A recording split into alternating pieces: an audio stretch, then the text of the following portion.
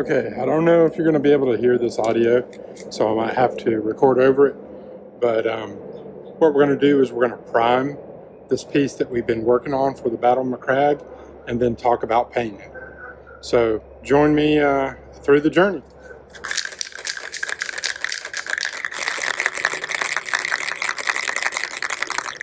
First of all, you got to shake up your can. When you're priming, you always want to get a nice day, low humidity, blue skies, not much wind at all if you can help it. And direct sunlight helps, but it's not completely necessary for the drying time, but it does help some. But anyway, you just want to take your can, and I'm using rattle can here to prime, but you're just going to do even strokes back and forth across it. And you're going to make sure that you go at different angles so that you're getting good coverage of the piece with the primer. You can also use a brush-on latex primer, which I'll do on a couple other pieces so you can see that process also. Anyway, the next part is a bunch of hissing cans.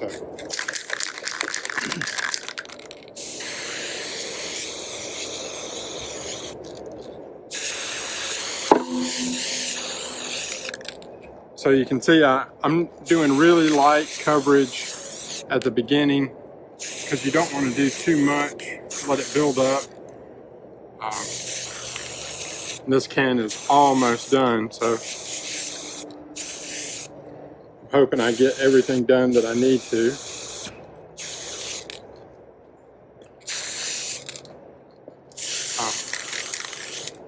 But anyway, you can see I'm just covering it really easy, gentle. And if you don't think you have enough coverage in this first go around, you would just come back with a second coat. Once we get back inside to the disc, I'll talk a little bit more about priming, but I'm just going to put that second coat. It's been about 15 minutes since the first coat, and I'm just going to go back with one more light coat, and then we'll go inside and we'll talk about the rest. Sorry about the can hissing noise for a second.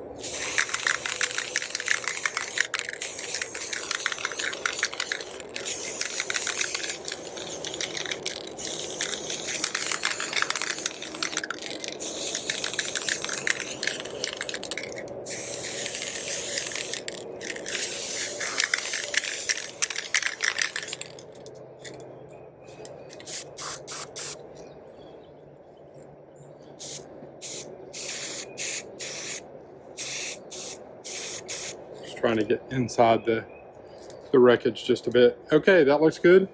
We'll let this dry for another 10 minutes or so, and then we'll do the next step. Welcome back to this segment where we're going to do some painting, base coating on this miniature, this piece of terrain here that is from the Battle of MaCragge. This is, the main fuselage of the plane that's down in the set. I'm going to go over just base coating this. We've done the, a few of the other steps. I'll just mention those right quick, as we did put this on a piece of PVC board. It's about 2.5 millimeters thick. We glued it down with a construction adhesive. Then we put sand around with construction wood glue to an extent around the outside edge, so we get this rough area plus the sand area. And then I primed the piece so that it would have a nice primed coat down first. And I used a rattle can, a spray can of paint, to do the priming on this. And in one of the other videos, I'm going to show you how to prime it another way. There's several different ways you can prime terrain. It's really up to you as to which one you do. A lot of times I don't use rattle can or spray can of paint because if you're using foam, sometimes that can cause an issue. If you're wanting to get a good solid coat, sometimes the spray can is not the best option. But I did it with this one because this is largely a plastic model. This is from the original Battle MaCragge set. I just happened to stumble across one and picked it up so I could build some terrain and show you guys. because I know they just got re-released not long ago. I think 2018 or 2019, they like reprinted some, and there's some people out there making them on 3D printers and things like that. So today I'm going to do a base coat on this just to kind of start the terrain. I'm not really going to get up on the miniature itself with one color. I'm going to do it with another, but I just want to show you that process. So today I'll be using a variety of brushes. This is just my quick, cheap brush. This one's one of the Citadel large, dry brush, but really I don't consider it my dry brush because it still has shape. This is the one, this is a really old school, it's called a tank brush is what it was, and I use it as my dry brush. You can see it looks like it has a full head of hair that's just raggedy all over. That's a dry brush that I've had forever. So anyway, these are the three brushes I want to use. I do have my piece of ceramic tile. Granted, I'm using a piece that has gloss finish over the top, because if it's matte finish or any other finish, the paint or glue or whatever won't come off as easy. But if it's this gloss finish, you can just put it under warm water, a little bit of warm water, some soap, maybe a razor blade, you can scrape right off and it's back to a clean palette. When I'm using rough paint or doing terrain, I tend to use this as my palette instead of something else. When I'm doing miniatures, I tend to use a wet palette, but sometimes I use this depending on what I'm doing, what technique. As always, I have a paper towel. I have my handy dandy cup of water. And then the last piece here is I'm using this quart of paint that I got off the Oops rack at a local hardware store. An Oops rack is like the place where somebody got paint but then returned it because they didn't like the color. I tend to look for, when I do this, I tend to look for, this one as you can see is like a chocolate brown or a dark brown. I like dark browns to do base coating with on terrain. And then I use a variety of other paints, maybe a light green, a light yellow as my second stage, and then like an off-white or bone or a bleached bone, that kind of thing, or a linen as my third coat of paint. And then I might do other things on top of that. Just depends on if I'm looking to make this like mountainous terrain or dark earth or tundra or whatever the terrain I want the table or the pieces of terrain to be. I might switch up what colors, but I do, no matter what, I tend to like starting with either a dark mocha to black or something like this. It's kind of a chocolatey brown.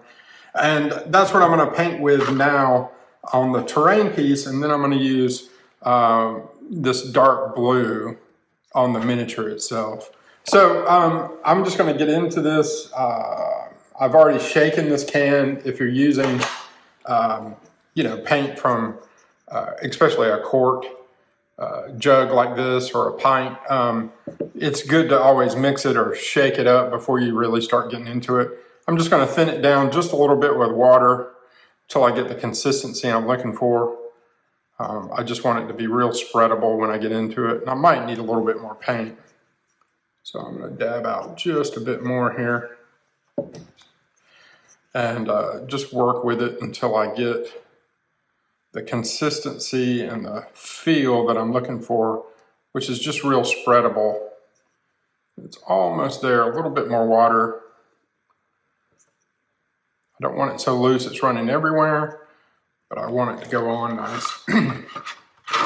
So what I'm going to do is I'm just going to grab this piece here, and I'm going to take this brush and I'm going to work into it, kind of staying away from the actual fuselage itself a little bit, just because it doesn't have to be precise or exact, but you just want to work this paint in and all that rough terrain. It's okay if some of the black shows through on this first coat, but you want to get a good even coat.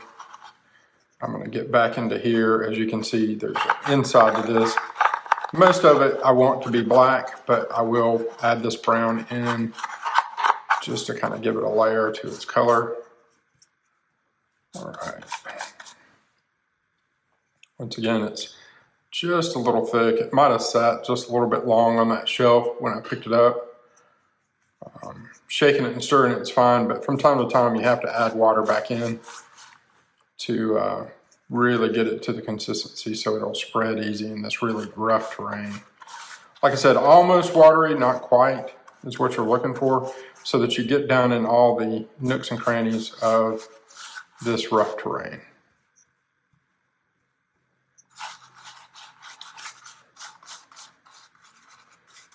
And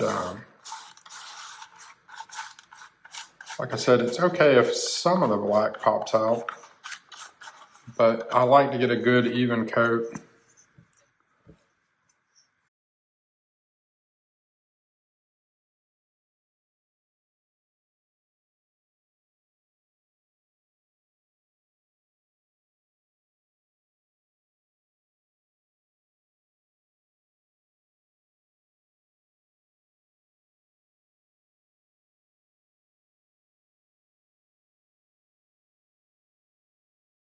So there we go. That is my base coat on this terrain.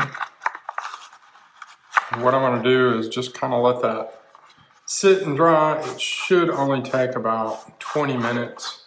If it was bright sunshine outside, I might even take it outside so the sun could get to it and give it a little drying time in the sun, because that always helps.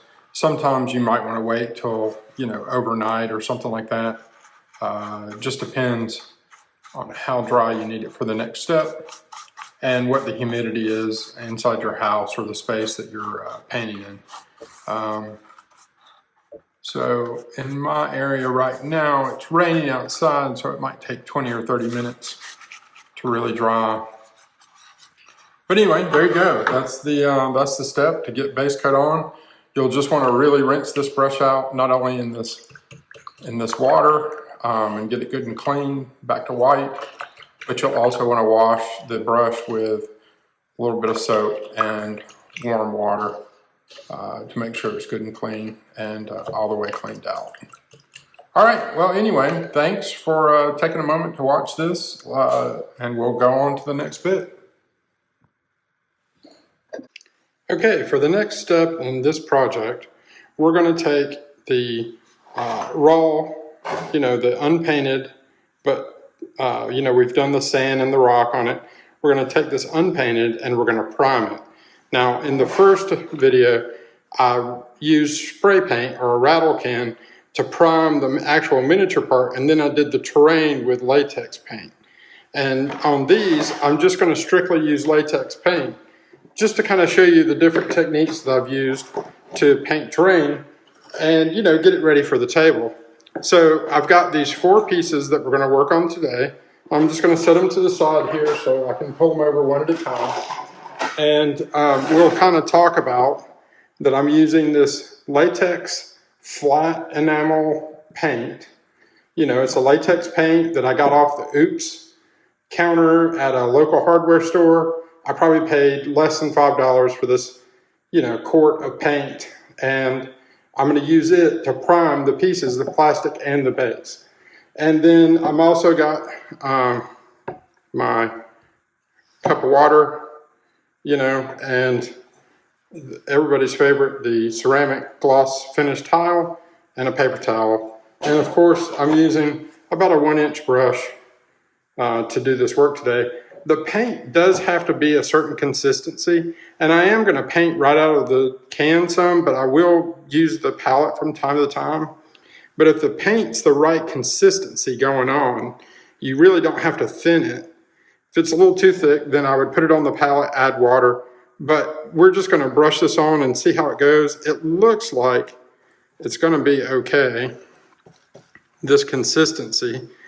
But the big thing with doing the plastic this way or resin this way is that you really have to make sure that the coat is a good coat. If it's going to be a thinner coat, you're probably going to have to do it twice. And I'm going to get paint all over my fingers. I apologize. This is not always the cleanest of painting techniques, and you might want to use gloves if that's a problem. But the big thing is as you can see, I want to actually make sure that none of the paint is piled up on the plastic miniature, but that it is coated very well. And then with the rest of it, you just want to make sure there's no white spots showing. I'm just going to pick it up, kind of look at the edges. I don't see anything. Right there's a little bit. And, you know, I might end up doing 2 coats on these. But anyway,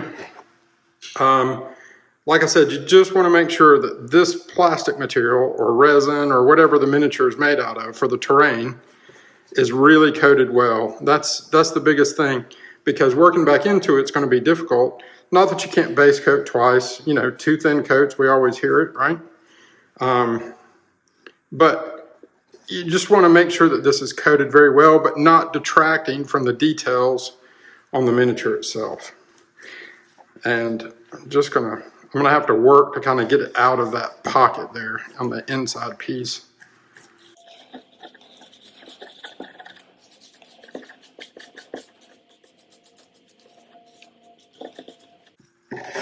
Just go around the edge here, make sure I got it.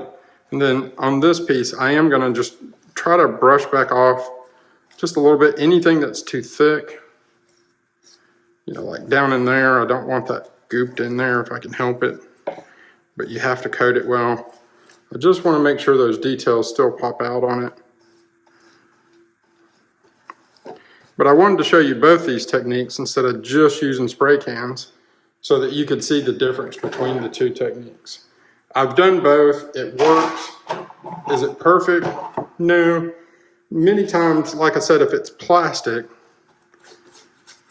and I might dip my brush in a little bit of water, use the palette here for a second. I just feel like it's a little bit thick for this miniature part. I prefer that miniature parts, or especially plastic, you know, that miniatures can be out of. Not that I would ever do, you know, like my regular line infantry or even tanks or bigger vehicles, those kinds of things, or big monsters. I would never use this latex paint technique. I would always use spray, just because I feel like the spray is going to do better for you long term. But with terrain, especially if you're trying to do this faster instead of, you know, taking your time and, you know, adding steps to it, because a lot of times you just want to get terrain on the table. I just wanted to be able to show you both techniques so you could see that you can work pretty fast with just latex paint.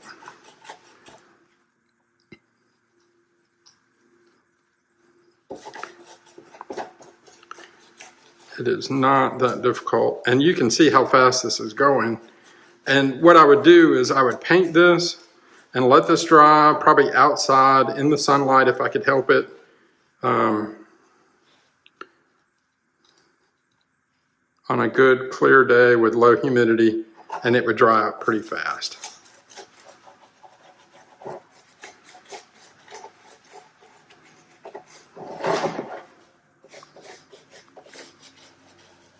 The only thing about putting my hand up here on the miniature is I have to go back now and make sure that I didn't leave a fingerprint on the miniature itself. I'm just going to brush back over. See here, I've got a little bit of a pile up. Just take that out. Because like I said, anything you can do to kind of keep the paint thin and keep the details is the better thing. But it is terrain. This isn't like a detailed miniature or something that's only 28 millimeters tall. All right, one more piece here, the big one.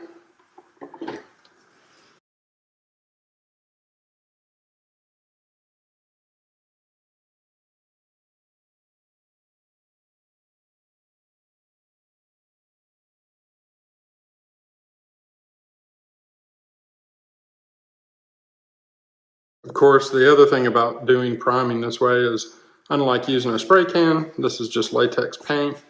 Unless you're allergic to latex paint, you should be able to do this indoors without any issues. If you are allergic to latex paint, definitely have somebody do this step for you.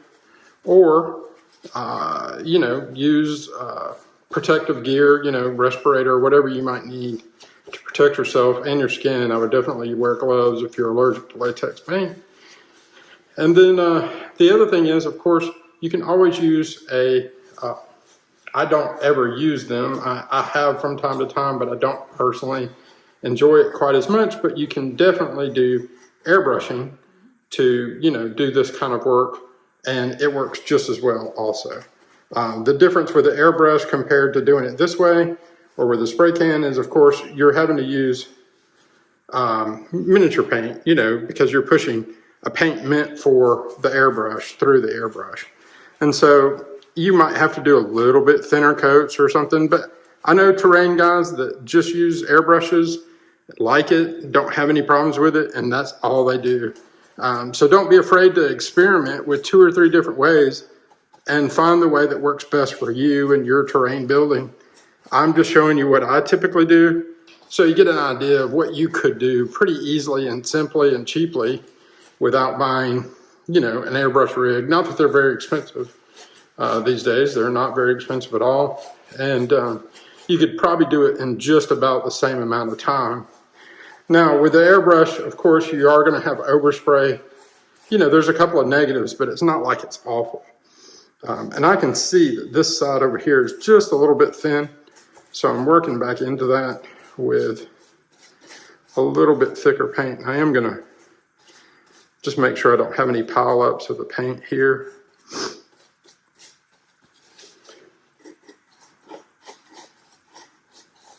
And, you know, like I said, if I see it's real thin on a piece or too thick on a piece, I might work back into it like that one. But if it's too thin, I can always do a second coat, come back and do another coat on it. But I wouldn't think that more than 2 coats is necessary at all with this kind of technique. All right, that looks like I am finished with this. And then of course I've got to rinse out this brush and clean up my towel, you know, and get my hands back clean. But this project didn't take very long. You know, you can do this. We're probably 10 minutes into this video, 15 minutes into this video. It's not going to take long for you to prime these things. You probably need a couple of hours to let it dry outside. That's what I'm going to do now, is just let it dry outside a little bit. And then I can come back with, you know, the other coats on top of this to finish painting my miniature. Anyway, I hope this was helpful, that you saw something new today and that you learned something new. And I really appreciate you watching. We'll see you in the next video.